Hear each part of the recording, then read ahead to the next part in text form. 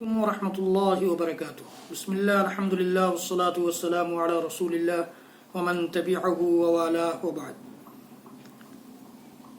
محترم ناظرین و سامعین، اسلامی بھائیوں، دوستوں، عزیزوں، ماؤں اور بہنوں، آؤ نبی کی نماز سیکھیں سیریز کے اس ویڈیو میں آپ سب کا خیر مقدم ہے۔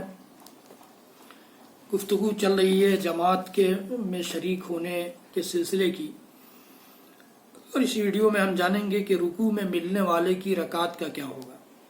بڑا اہم مسئلہ ہے اور بار بار اس سلسلے میں سوال بھی آتا ہے۔ رکوع کی حالت میں جماعت میں شامل ہونے سے وہ رکعت شمار نہیں کی جائے گی۔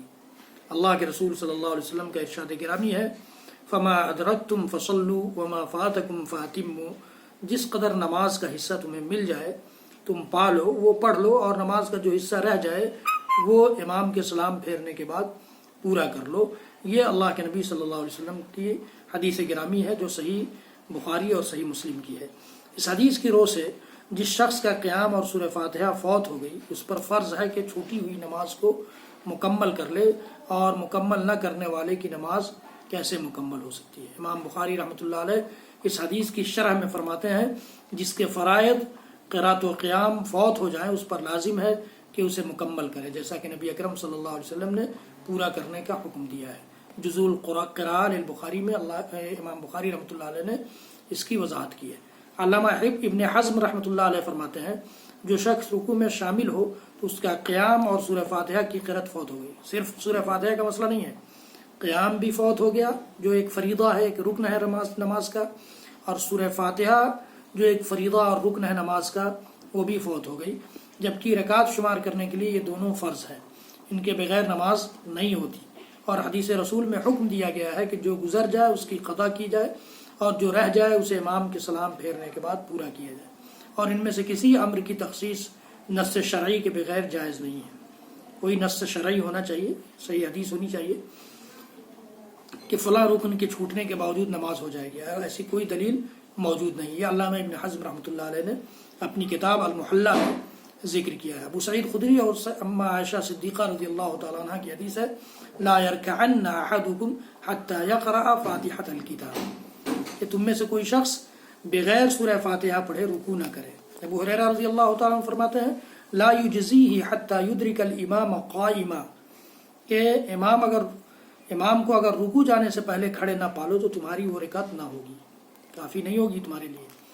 علامہ ابن حزم فرماتے ہیں، کوئی شخص سورہ فاتحہ پڑھے بغیر رکعت شمار نہ کرے۔ علامہ نواب صدیق حسن خان بھوپالی قنوجی رحمۃ اللہ علیہ فرماتے ہیں، امام بخاری رحمۃ اللہ علیہ نے اپنی معروف کتاب جزء القراء میں فرمایا ہے کہ رکوع میں ملنے سے رکعت نہیں ہوتی، اور یہ ہر اس شخص کا مذہب ہے جو قرأت فاتحہ خلف الامام کو واجب سمجھتا ہے، اور جمہور اہل علم چونکہ قرأت فاتحہ خلف الامام کے قائل ہیں، اس اعتبار سے رکوع میں ملنے والے کی رکعت کا نہ ہونا جمہور کا مسلک ہوا۔ یہ دلیل الطالب علی راجح المطالب جو نواب صدیق حسن خان صاحب کی کتاب ہے رحمہ اللہ، اس میں انہوں نے لکھا ہے۔ علامہ عبد الرحمن مبارک پوری نے تحفۃ الاحوذی جو جامع الترمذی کی شاہکار شرح ہے اس میں لکھا ہے انہوں نے کہ میرے نزدیک انہی کا قول راجح ہے جو کہتے ہیں کہ جو شخص امام کو رکوع میں پائے وہ اس رکعت کو شمار نہ کرے، یعنی رکعت وہ شمار نہیں کی جائے گی۔ یہ قول صاحب تحفۃ الاحوذی کے سامنے بھی کے پاس بھی راجح ہے۔ تو یہ اس بحث سے یہ معلوم ہوا کہ جو رکوع میں جا کر کے ملتا ہے امام کے ساتھ اس کی وہ رکعت شمار نہیں کی جائے گی، اور اس سلسلے میں اور مزید دلیلیں اور جو لوگ اس کے رکوع کے ملنے کے قائل ہیں ان کی دلیلیں آپ کے سامنے آئندہ ویڈیو میں پیش کی جائیں گی۔ رب العالمین سے دعا ہے کہ رب العالمین ہم سب کو کہنے سننے سے زیادہ عمل کی توفیق دے۔ وصلی اللہ تعالی علی نبینا محمد وعلی آلہ وصحبہ وسلم۔ سبحان ربک رب العزۃ عما یصفون وسلام علی المرسلین والحمد للہ رب العالمین، والسلام علیکم ورحمۃ اللہ وبرکاتہ۔